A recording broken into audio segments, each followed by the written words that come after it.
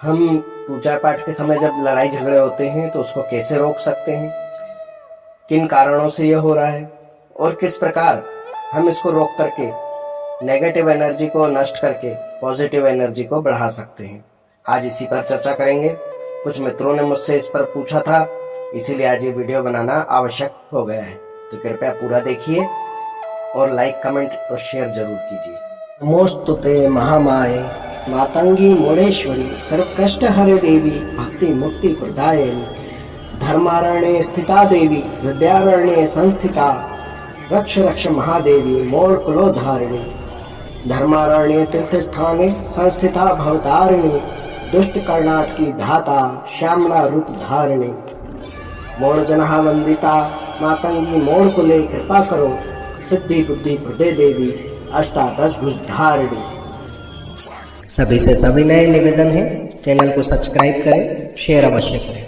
Video पसंद आने पर लाइक भी करें। आप कोई सलाह देना चाहते हैं अथवा आप कुछ जानना चाहते हैं तो आप कमेंट बॉक्स में कमेंट जरूर करें। जय मोड़ेश्वरी, बोल बम। जय माता दी मित्रों, मेरे को कुछ लोगों ने क्वेश्चन किया है कि हम जब भी पूजा पाठ करने बैठते हैं तो घर में बहुत झगड़ा हो रहा है, बहुत अशांति सी हो जाती है। हमने कई तरह के उपाय कर लिए परंतु फिर भी झगड़े बंद नहीं हो रहे, तो क्या हमें पूजा पाठ बंद कर देना चाहिए? तो देखिए, ऐसा है कि पूजा पाठ बंद करना तो कोई समझदारी का काम नहीं है, लेकिन लड़ाई झगड़ों को बंद करना समझदारी का काम है।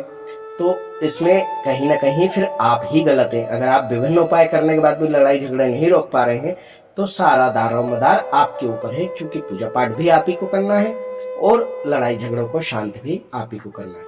देखिए, आप पूरे घर को, पूरी दुनिया को, आस पड़ोस को, किसी को नहीं बदल सकते हैं, इसीलिए आपको स्वयं को बदलना होगा। आप देख रहे हैं कि कोई लड़ाई झगड़ा किसी विषय पर हो रहा है, किसी बात पर हो रहा है, तो आप उस जड़ को, उस कारण को मिटाने का प्रयास करें।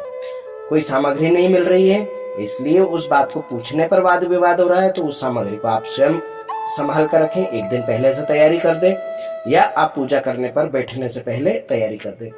आपको एक नियमित रूप से एक तालिका बनानी होगी कि हमें किस समय क्या काम करना है। यदि आप नौकरी पेशा है, बाहर काम के लिए जाते हैं, तब आपको अपने समय के अलावा आप कितना समय पूजा पाठ में दे सकते हैं उस समय का निर्धारण करना होगा। उसके अनुसार आपको पूजा पाठ के लिए समय देना होगा। आप पहले 4 घंटे पूजा करते थे, लेकिन अब आपके पास 4 मिनट पूजा करने का समय नहीं है। तब ऐसी अवस्था में आप हबड़ करके जल्दबाजी में, शीघ्रता में कोई पूजा करते हैं, तब अनायास ही ऐसा होगा कि आप कोई ना कोई सामग्री इधर उधर रखकर भूल जाएंगे या कोई सामग्री को समय पर नहीं पाएंगे। तब आप चाहेंगे कि कोई दूसरा आपकी उसमें मदद कर दे, और सामने वाले के अंदर उतनी निष्ठा नहीं हो पाती है जितनी कि आपके काम के लिए।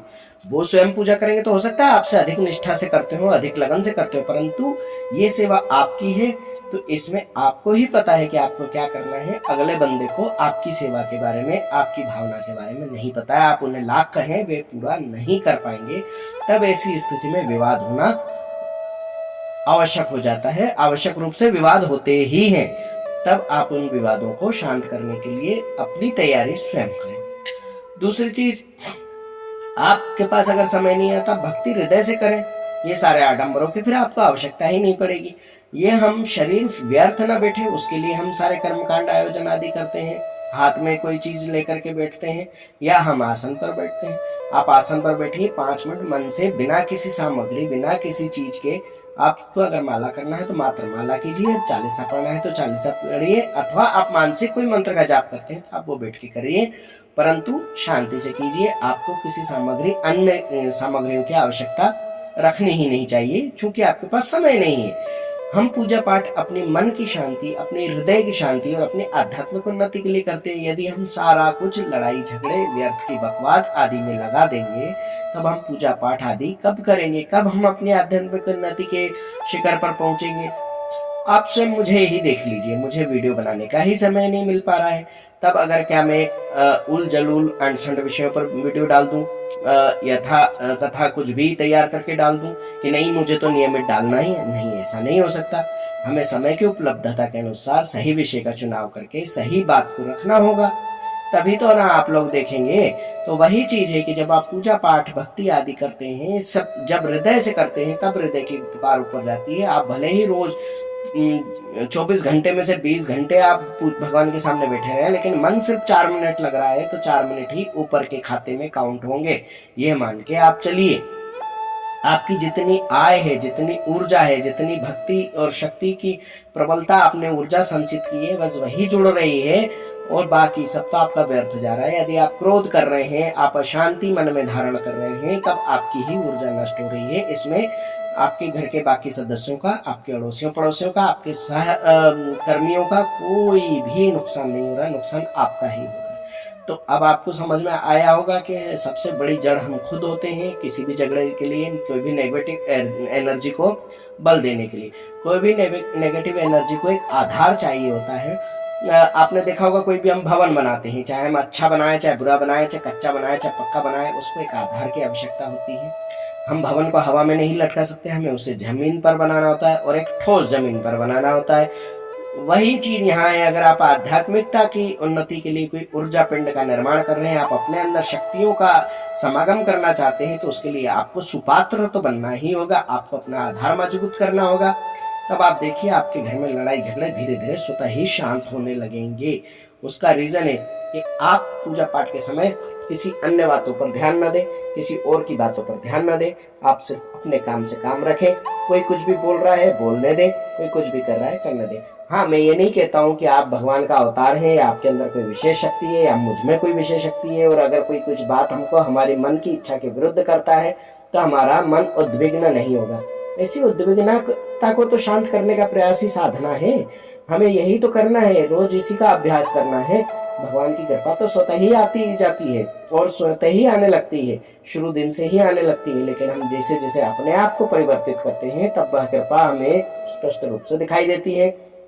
तब हमारा व्यवहार, हमारा आचरण लोगों को दिखाई देने लगता है और उन्हें भी समझ में आने लगता है कि नहीं, ये तो वाकई में भगवान का भगत है।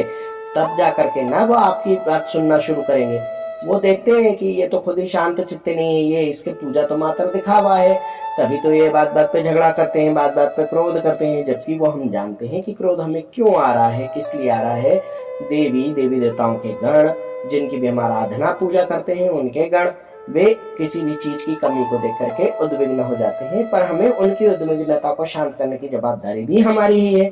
हमें ही उनसे प्रार्थना करना है, निवेदन करना है और अपने स्वभाव में शांति रखना है। अब आप अगर कुमकुम की तरह लाल वर्ण का या लाल वर्ण की चीजों का इस्तेमाल अधिक कर रहे हैं पूजा में, तो थोड़ा सा आपको देखना होगा कि आपके मंदिर में लाल चीजों की अधिकता तो नहीं।